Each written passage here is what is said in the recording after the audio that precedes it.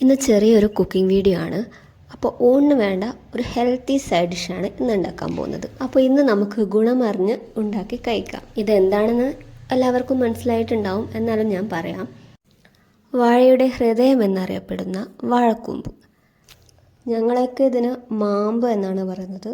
പിന്നെ വാഴയുടെ ഉള്ളിൽ വരുന്ന ഒരു ഭാഗം ഉണ്ടല്ലോ കഴിക്കാൻ പറ്റുന്ന, അതിന് വാഴയുടെ കാമ്പ് എന്ന് പറയും. ഈ വാഴക്കൂമ്പിന് വാഴപ്പഴത്തേക്കാൾ ആരോഗ്യ ഗുണം ഉണ്ടെന്നാണ് അറിയപ്പെടുന്നത്. എനിക്കറിയാവുന്ന ചില ഗുണങ്ങൾ ഞാൻ പറഞ്ഞുതരാം, എന്നിട്ട് കുക്കിംഗ് റെസിപ്പി പറയാം. നമ്മുടെ നാട്ടിലൊക്കെ സുലഭമായി ലഭിക്കുന്ന ഈ വാഴക്കൂമ്പിൽ vitamin A, vitamin E, vitamin C, potassium, fibre എന്നിവയാൽ സമൃദ്ധമാണ്. പോഷക ഗുണങ്ങളാൽ സമ്പന്നമായതുകൊണ്ട് ഇതിനെ ഒരു സൂപ്പർ ഫുഡിൻ്റെ കൂട്ടത്തിൽപ്പെടുത്താം. മാത്രമല്ല രോഗപ്രതിരോധത്തിനും ഉത്തമമാണ്. ആർത്തവ വേദനയ്ക്ക് ഉത്തമമാണ് വാഴക്കൂമ്പ്.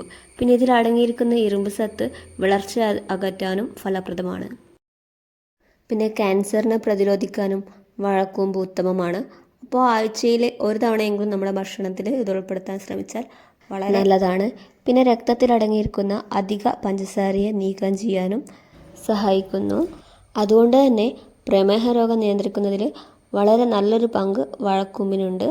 അപ്പോൾ വാഴക്കൂമ്പ് ഭക്ഷണത്തിൽ ഉൾപ്പെടുത്തിയാൽ പ്രമേഹ രോഗികൾക്കും നല്ല ഉപകാരപ്രദമായിരിക്കും. ഇനി വാഴക്കൂമ്പിൻ്റെ തോരൻ്റെ റെസിപ്പി പറയാം. അത് കഴിഞ്ഞിട്ട് സമയമുണ്ടെങ്കിൽ ബാക്കി ഗുണങ്ങൾ കൂടെ പറയാം.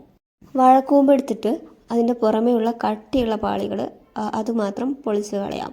പിന്നെ കുറച്ച് കട്ടിയില്ലാത്ത ഭാഗത്തെത്തുമ്പോൾ അത് നന്നായിട്ട് കഴുകിയിട്ട് കുഞ്ഞായിട്ട് മുറിച്ചെടുക്കാം. അതിന് ശേഷം ഞാൻ മുറിച്ചതിന് ശേഷവും കഴുകുന്നുണ്ട്. മുറിച്ചിട്ട് നന്നായി കഴുകാം. പിന്നെ അതിലേക്ക് സവാളയോ അല്ലെ കുഞ്ഞുള്ളി ഉണ്ടെങ്കിൽ അതാണ് ഏറ്റവും നല്ലത്. അത് കട്ട് ചെയ്തിട്ട് ആഡ് ചെയ്യാം.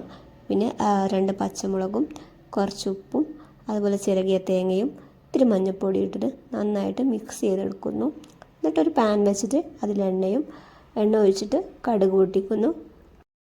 കടുക് പൊട്ടി വരുമ്പോൾ നേരത്തെ മിക്സ് ചെയ്ത് വെച്ച വാഴക്കൂമ്പിലേക്ക് ഇത്തിരി കറിവേപ്പില കൂടെ ഇട്ടിട്ട് ഈ പാനിലേക്ക് ഇട്ടിട്ട് ഒന്ന് ചെറു തീയിൽ ഒന്ന് ജസ്റ്റ് ഒന്ന് വഴറ്റിയെടുക്കാം.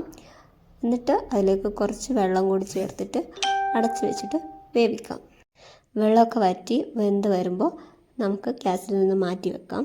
എന്നിട്ട് ചൂടോടെ ചോറിൻ്റെ കൂടെ ആസ്വദിച്ച് കഴിക്കാം. ഞാൻ അവസാനമായിട്ട് വാഴക്കൂമ്പിൻ്റെ ഒരു ഗുണം കൂടെ പറയാം. ഈ വാഴക്കൂമ്പ് മാനസിക ആരോഗ്യത്തിനും പിരിമുറുക്കത്തിനൊക്കെ നല്ലതാണ്. അതുമാത്രമല്ല അകാല വാർദ്ധക്യത്തെ അകറ്റാനും സഹായിക്കുന്ന ഒന്നാണ്. അപ്പോൾ വീഡിയോ കണ്ടിട്ട് ഇഷ്ടമായാൽ ലൈക്ക് ചെയ്യുക, കമൻറ്റ് ചെയ്യുക, സബ്സ്ക്രൈബ് ചെയ്യുക. ബൈ.